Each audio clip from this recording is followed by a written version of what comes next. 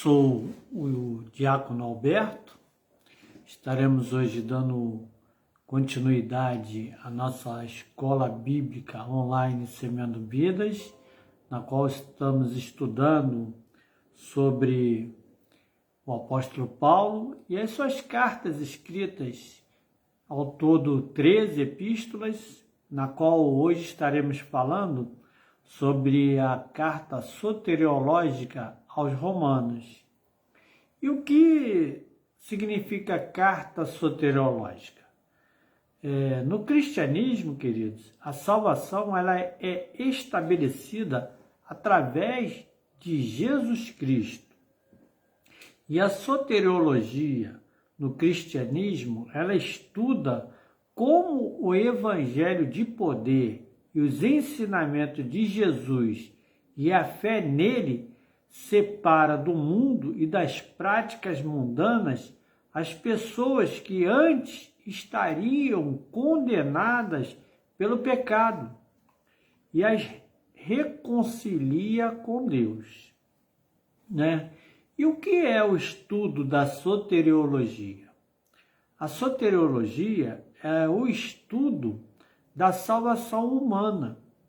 As religiões, elas oferecem suas várias interpretações para a salvação humana, cada qual baseada em preceitos específicos. A soteriologia é justamente o estudo que se faz sobre esse tipo de salvação e avaliação de suas condições. Mas qual a importância da soteriologia? A soteriologia cristã atinge um dos pontos mais altos no que diz respeito à salvação. Pode-se dizer que com ela a morte é vencida de uma maneira até então inédita. E desse modo, o cristianismo ele consegue se emancipar do mundo grego, tá? E hoje nós daremos início a mais um capítulo dessa carta soteriológica, na qual o apóstolo Paulo ele fala aos romanos sobre a salvação em Jesus Cristo. E essa salvação em Jesus Cristo, né, a carta escrita pelo apóstolo Paulo aos Romanos, ela é um incrível curso de discipulado, queridos, porque ela traça o caminho saindo da vida de pecado, passando pela graça de Deus e recebendo a salvação e vivendo firme com Deus.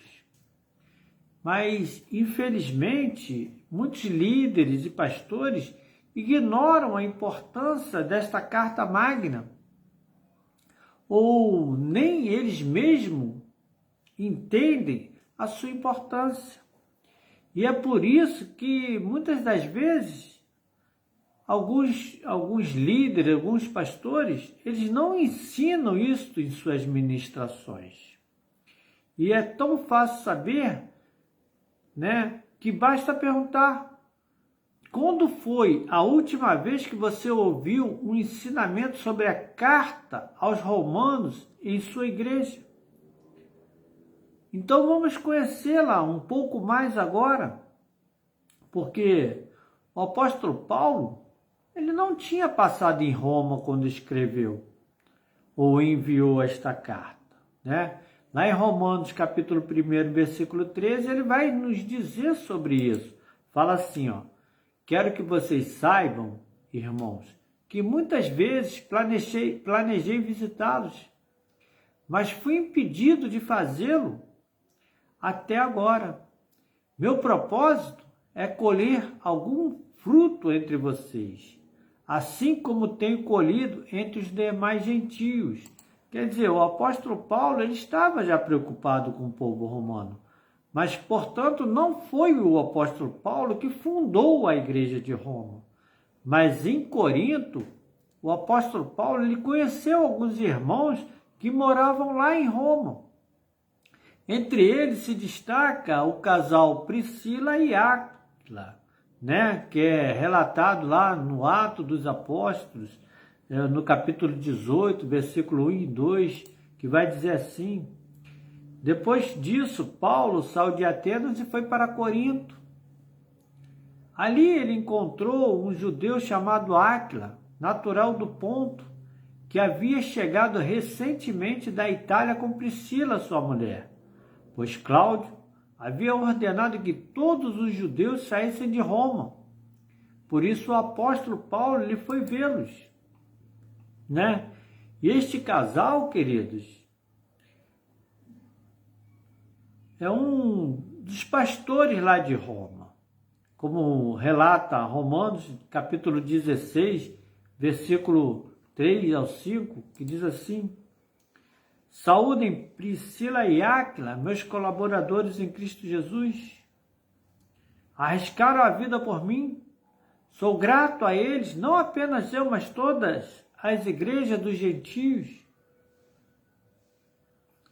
E saúdem também a igreja que se reúne na casa deles. Saúdem meu amado irmão Epeneto, que foi o primeiro convertido a Cristo na província da Ásia.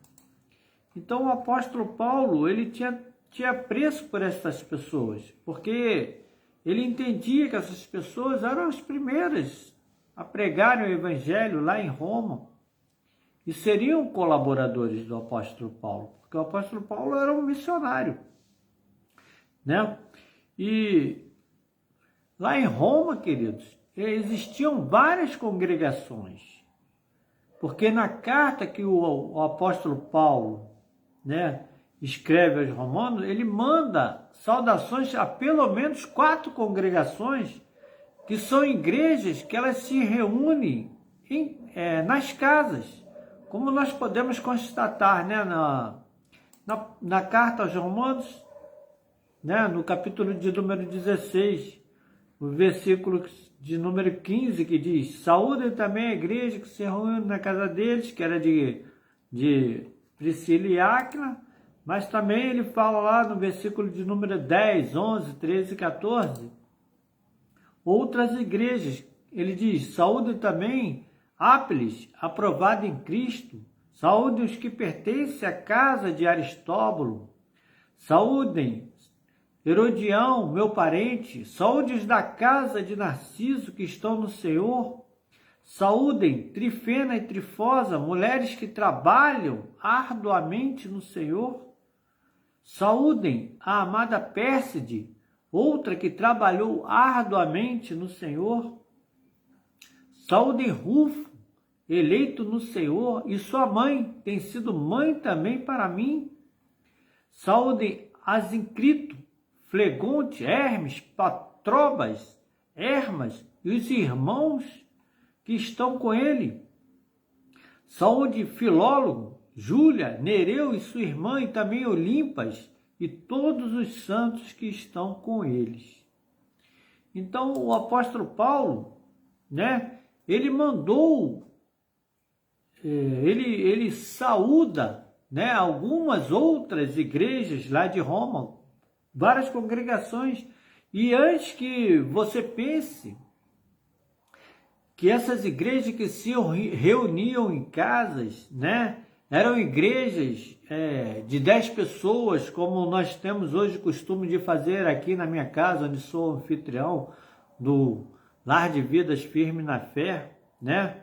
É importante lembrar que esses cristãos, eles eram na maioria judeus, queridos, e que os judeus mais ricos, eles tinham salões de festas em suas casas. Por isso, a igreja se reunia em uma sala ou a igreja ela não se reunia dentro de uma sala ou de uma cozinha, mas ela se reunia sim em salões espaçosos, né? Porque os judeus, eles se espalharam pelo mundo desde a queda de Samaria e Jerusalém. Isso relatado lá no Antigo Testamento, né? 2 Reis, capítulo 17 e capítulo 25. Mas eles entenderam o castigo de Deus e mesmo em terras distantes, eles continuaram a seguir a lei de Moisés. E na lei tem muitas festas e liturgias a seguir, né? Por isso, os judeus, eles construíam salões de festas para facilitar, né, a seguir a então lei de Moisés, para efetuar as liturgias, né, ali descritas pela lei. Né? Inclusive, a última ceia ela foi realizada em um desses salões, relatado lá em Marcos, capítulo 14, versículo 15, e Lucas, capítulo 22, versículo 12. Vamos ver aqui na Bíblia. Lucas 22, 12.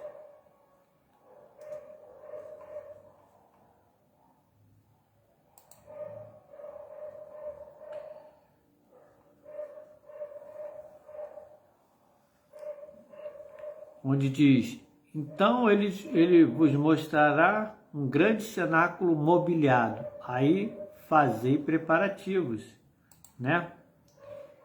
Isso que relatado lá, que existia um salão onde Jesus fez a ceia, né? A última ceia, onde também a igreja estava reunida quando aconteceu o Pentecostes, né? Quando desceu do céu o Espírito e tomou conta de toda a congregação, eles estavam reunidos em um salão, né? E a carta aos Romanos, ela não foi escrita pelas mãos do apóstolo Paulo, mas sim ditada, né, por ele, enquanto um cooperador chamado Tércio escrevia o que o apóstolo Paulo falava.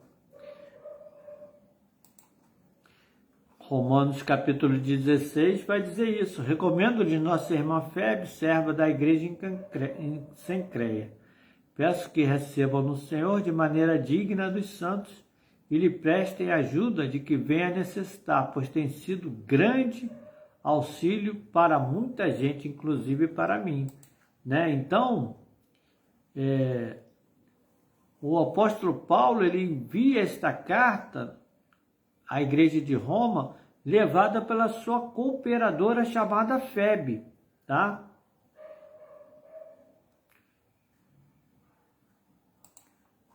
E como eu falei, no versículo 21 e 22, Timóteo, meu cooperador, envia-lhes saudações, bem como Lúcio, Jasson e Sosípatro, meus parentes. Eu, Tércio, que redigi esta carta, saúdo vocês no Senhor. Então a carta foi redigida por Tércio, tá? Como aqui está relatado lá no próprio livro, na própria carta aos Romanos, né? No capítulo 16, versículo 21. E como Paulo ainda não havia passado em Roma, queridos, ele resolve pregar o evangelho completo através dessa carta. Por isso, a carta aos Romanos também é considerada e chamada de carta missionária, pois nela o apóstolo Paulo ele se dedica a explicar todo o processo da salvação, começando pela famosa declaração que diz: porque não me envergonho do evangelho de Cristo, pois é o poder de Deus para a salvação de todo aquele que crê, primeiro do judeu e também do grego. Isso você pode encontrar na carta aos Romanos, capítulo 1, versículo de número 16. Grego e gentio é a mesma coisa. A partir dessa declaração, Paulo constrói seus argumentos explicando o que é o Evangelho e por que ele é o poder de Deus e como somos salvos por este poderoso Evangelho, queridos. Mas ele, o apóstolo Paulo, começa falando dos altos níveis de pecado. Ele ensina algo importantíssimo, que é aqueles que mergulharam nas profundezas do pecado, rejeitando totalmente a Deus, foram igualmente rejeitados por Deus. Romanos capítulo 1, versículo 18 ao 32. Isto para mostrar que o primeiro passo a receber a salvação inclui aceitar a existência de Deus. Isso nós podemos ver em Hebreus capítulo 1, capítulo 11, versículo 6. Vamos ver o que diz lá? Hebreus 11, 6.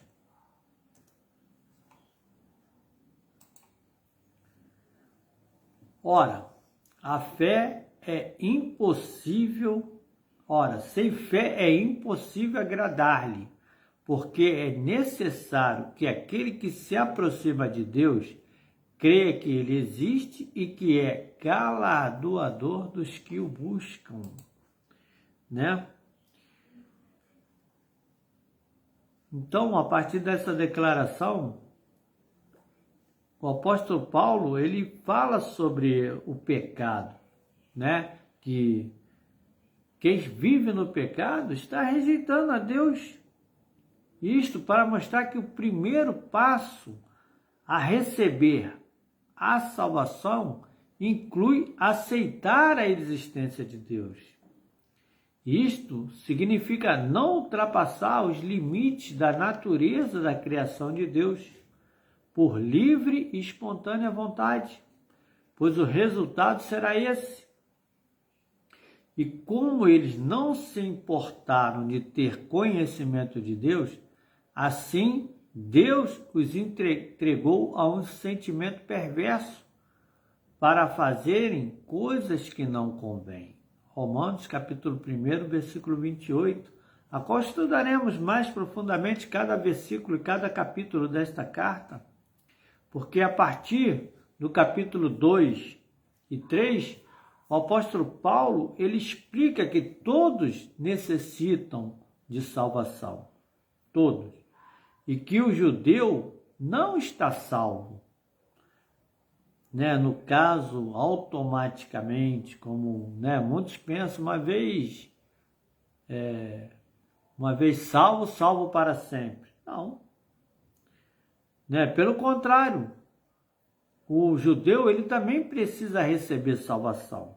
E a conclusão de Paulo sobre este assunto é que, porque todos, judeus e gentios, pecaram e destituídos estão da glória de Deus. Romanos capítulo 3, versículo de número 23.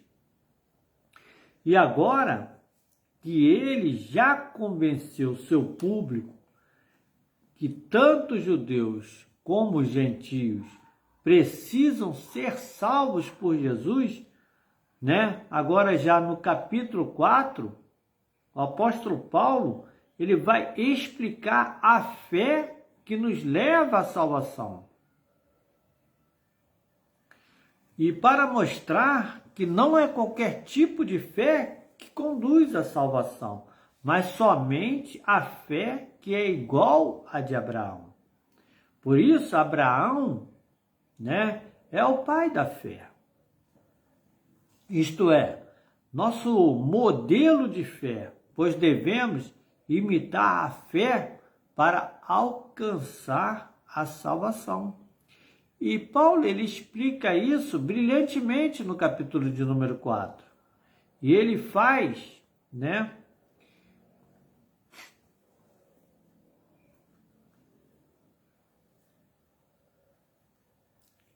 a partir do capítulo 4, o apóstolo Paulo, ele faz essa menção e ele vai começar a explicar essa fé, né, para que sejamos salvos, para mostrar que não é qualquer tipo de fé, mas somente uma fé onde o próprio Abraão entregou seu filho Isaque para o sacrifício. Por isso, foi considerado pai da fé. E agora que ele convenceu seu público, tanto judeus como gentios, que precisamos ser salvos por Jesus, né? Por isso que Abraão, sendo o pai da fé, nós devemos imitá-lo. Nosso modelo deve ser esse para a salvação.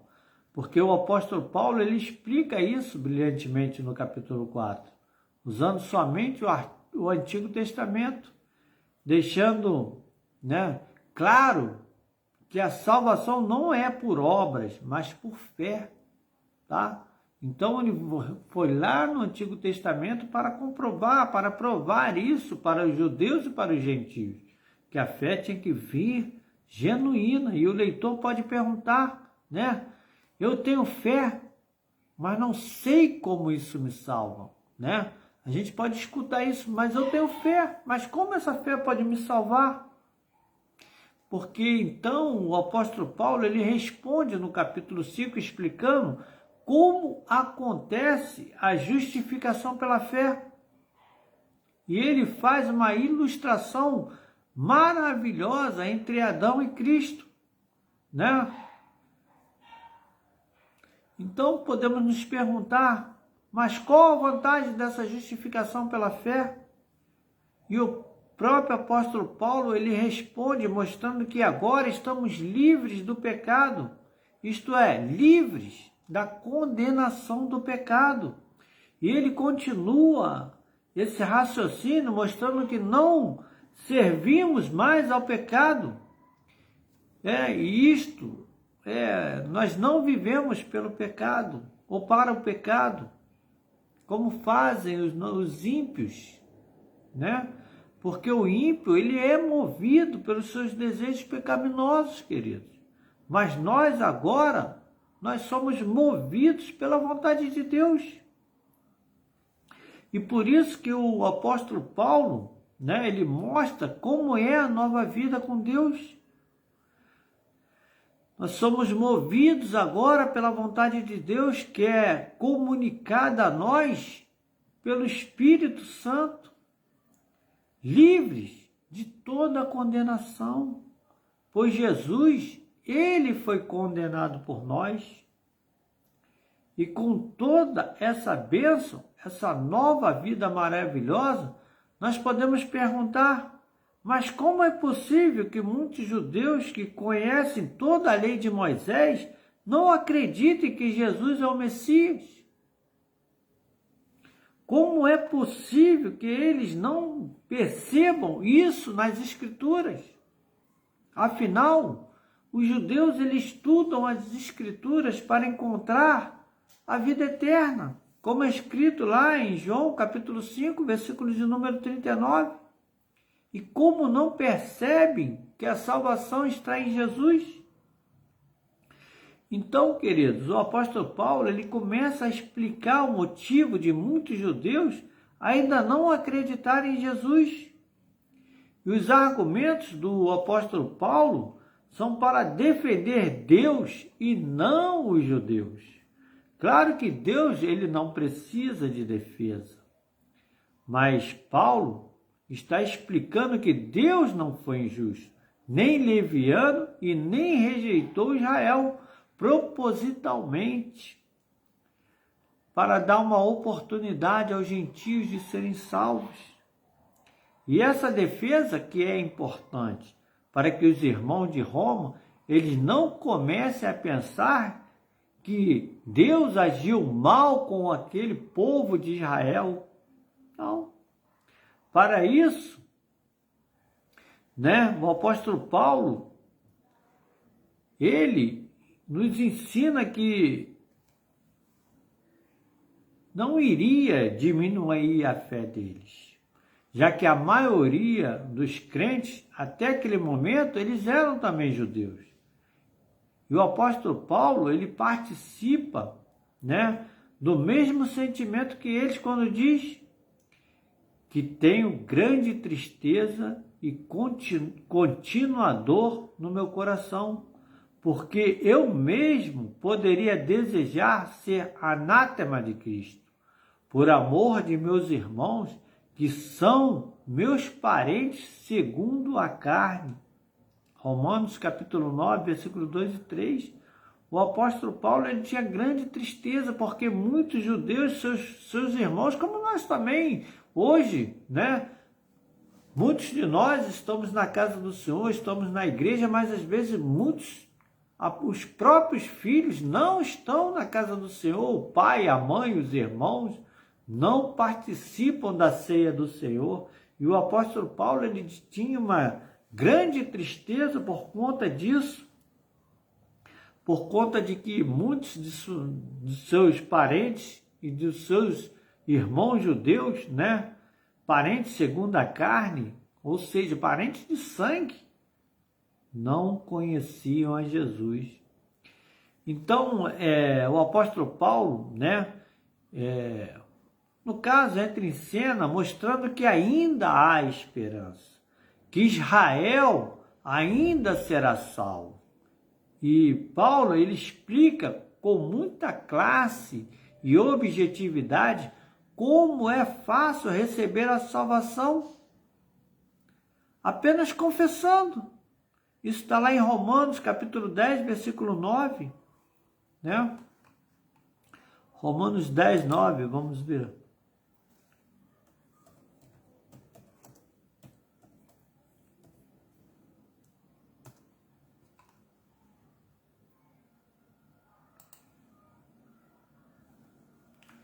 Olha o que o apóstolo Paulo nos ensina sobre esse momento, que é o judeu ou o gentil ainda pode ser salvo. Se você confessar com sua boca que Jesus é Senhor e crer em seu coração que Deus o ressuscitou dentre os mortos, será salvo. Romanos capítulo 10, versículo 9, querido. Então, não precisa nós irmos ao Papa, não precisa nós irmos ao bispo, ao santo, né? Apenas confessar com nossos próprios lábios, né? E ele ensinou isso para todos aqueles que ele pregou. Já que o judeu, né? Ele conhece toda a lei. Então será fácil se converter a Cristo, quando seus olhos forem abertos, como um dia também foi o do apóstolo Paulo. É por isso que o apóstolo Paulo diz que é necessário continuar pregando e explicando o Evangelho. E ele faz as seguintes perguntas: como, pois, invocarão aquele em quem não creram? Né? Como, pois, invocarão aquele em quem não creram? Como eles vão invocar aquilo que eles não creem? E como crerão naquele de quem não ouviram? E como ouvirão se não há quem pregue? Então, ele nos ensina sobre isso. O nosso dever também de pregarmos o Evangelho para outras pessoas, né?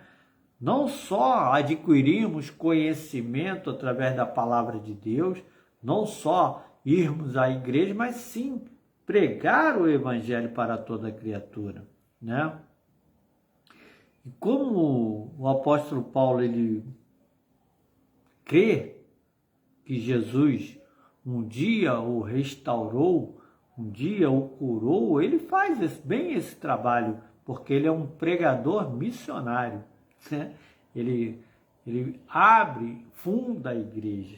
E esta de Roma não foi ele, mas ele tinha muito apreço por esta igreja e pelas pessoas que caminhavam com Jesus nesta igreja. E como, né? Então, sendo assim, o capítulo de número 11, queridos, começa com a esperança da salvação de Israel. E a advertência, né, de que nós também podemos ser cortados se não valorizarmos o que temos, tá? E finalmente, Paulo, ele dá recomendações, faz apelos e rogos sobre como os irmãos devem viver nos capítulos 12 e 13 e no 14. porque ele trata de um problema que existia na igreja entre os irmãos fracos e fortes. E ele faz considerações, fala de seus planos e ainda saúda todos os irmãos, tá? E nós entraremos agora na nossa carta aos Romanos, né? E vamos falar mais um pouquinho sobre ela, né? Essa carta aos Romanos, o propósito dela, o propósito da carta aos Romanos era apresentar o apóstolo Paulo, né? Ao povo romano, aos irmãos que estavam lá, e sintetizar a mensagem do apóstolo antes dele ir até lá, até Roma, né? E esta carta, queridos, ela foi provavelmente escrita no ano de 57 depois de Cristo, em Corinto, quando Paulo ele se preparava para fazer uma visita a Jerusalém, né?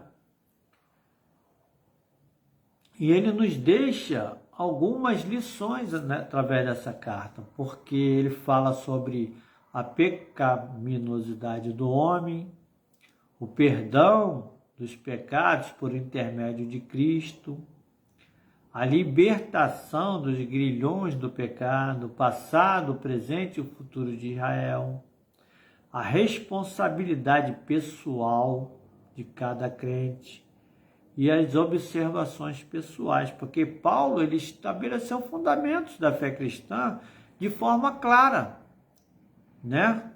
Forma clara. Somos pecadores, querido. E ele fala sobre o pecado, né? Ele fala que pecar significa recusar-se a fazer a vontade de Deus e deixar de praticar tudo o que ele deseja que façamos.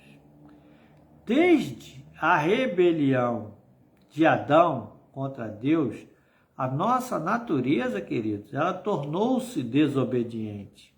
O pecado, ele nos afasta de Deus, né? E nos leva a viver como queremos e não como Deus quer. Como Deus é moralmente perfeito, justo e reto, e ele tem todo o direito de condenar o pecado. Porque Deus peca, né? E qual a importância disso? Todas as pessoas, elas pecam, querido. Seja por rebelarem contra Deus, ou por ignorarem a vontade de Deus. Não importa qual seja nossa formação cultural e também religiosa. O nosso passado e as nossas tentativas de viver uma vida correta, não podemos por nós mesmos alcançar a salvação ou remover nossos pecados. Será que nós conseguimos remover nossos pecados? Não. Somente Cristo pode nos salvar.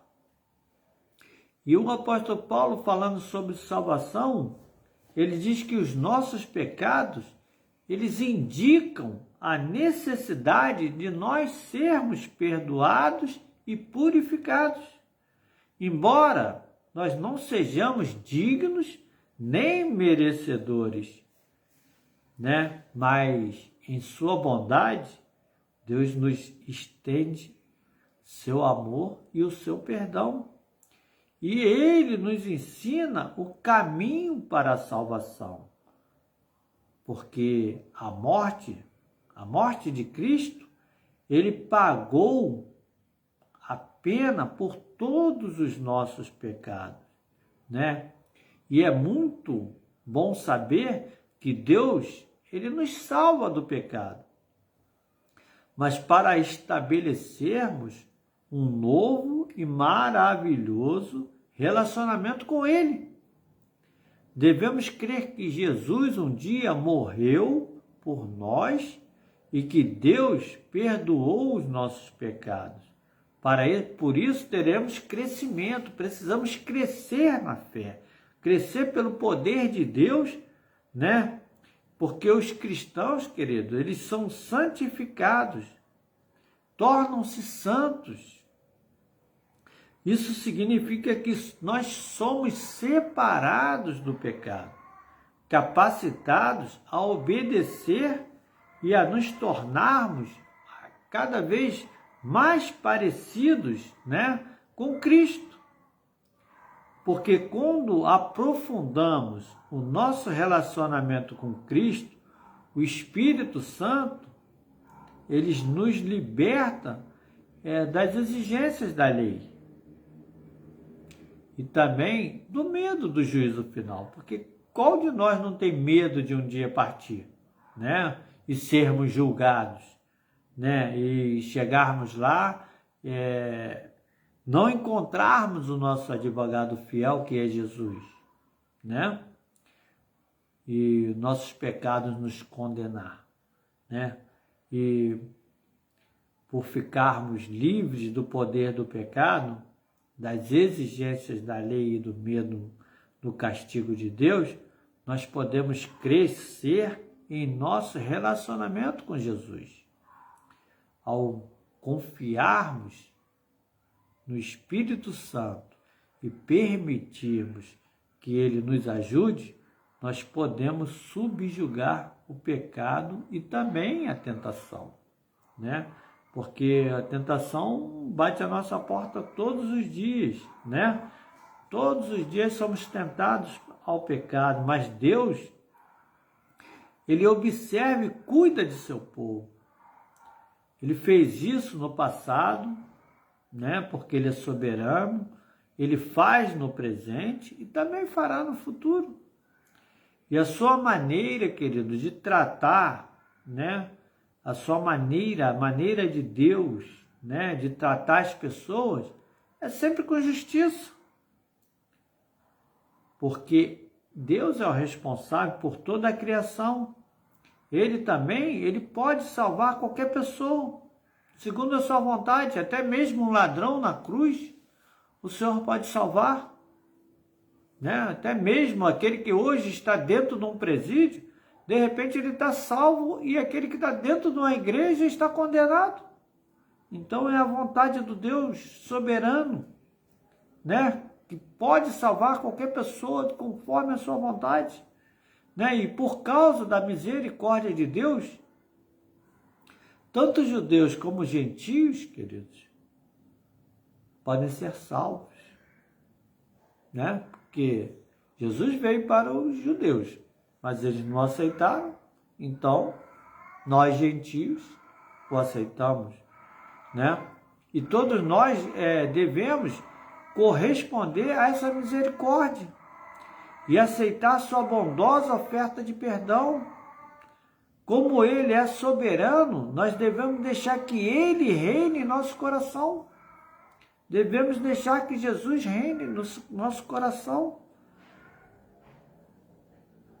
Porque quando o nosso propósito, queridos, for dar o crédito a Deus por seu amor, seu poder e a sua perfeição em tudo o que fazemos, né? Demos esse crédito a Ele, poderemos servi-lo adequadamente. E, queridos, servir a Deus une os cristãos e permite que nós demonstremos o nosso amor e a sensibilidade em relação aos semelhantes. Quando servimos na igreja, servimos no lar de vida, servimos falando do Evangelho de Cristo, onde quer que formos, né? Estaremos demonstrando, né, o grande amor de Jesus pela humanidade e nós mesmos, pelo próximo. Porque falamos do grande amor de Jesus, mas temos o coração cheio de Cristo para falar, porque a boca fala daquilo que o coração está cheio. E nenhum de nós pode igualar-se completamente a Jesus. Ele se expressa por meio de seu corpo, sua igreja, ao gerar outros irmãos, os cristãos eles podem transformar-se de um modo ativo e vigoroso em uma sinfonia a serviço de Deus. Quando juntam vários irmãos, o fogo desce, né? Porque em que acreditar? Em que acreditar? E nos primeiros capítulos da carta do apóstolo Paulo aos Romanos, querido, né? Ele confronta ali o pecado, né? E ele fala que os cristãos eles experimentam sua vida e praticam a fé crendo na salvação. Porque eles vivem de acordo, devemos viver de acordo com os preceitos bíblicos do cristianismo, né? Ou seja, vida nova em Jesus. Vemos que sem fé não existe esperança em uma nova vida. Sem fé não temos como crer que Jesus um dia morreu no madeiro, na cruz, para que nós possamos ser salvos. E essa carta aos Romanos, querido, essa carta que o apóstolo Paulo escreve ao povo de Roma, é justamente isso. Ele escreveu essa carta, ele nem estava lá em Roma, nem ele, nem qualquer outro dos líderes da igreja, Tiago e Pedro, né? E é provável que a igreja romana ela tenha sido até fundada por cristãos quando eles estiveram lá no Ato dos Apóstolos, lá no dia de Pentecostes, participando de uma festa. Porque quando Paulo, que era um zeloso judeu, que até perseguia os cristãos, ele tornou-se um crente em Jesus, Deus, o próprio Deus, o usou para divulgar estas boas novas pelo mundo. E embora ele estivesse na prisão, Paulo também pregou o evangelho em Roma, né? Talvez até para o próprio César, né? Porque temos que ver isso lá no Ato dos Apóstolos, no perfil do apóstolo Paulo. Porque Paulo, ele humildemente, ele se intitulou servo de Jesus Cristo e apóstolo, aquele que foi enviado por outro. Um cidadão romano como Paulo preferir ser um servo era algo inimaginável, querido. Mas ele preferiu depender e obedecer completamente ao seu amado mestre. Qual é a sua atitude em relação a Cristo? O que nós temos a oferecer para este evangelho de salvação?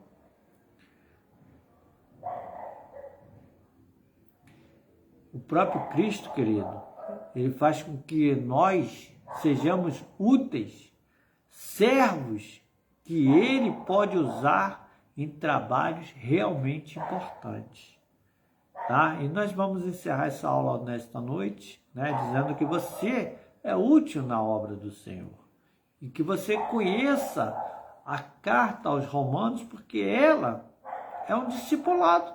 Ali nós vamos aprender tudo que um crente precisa para vivermos em comunhão com Deus.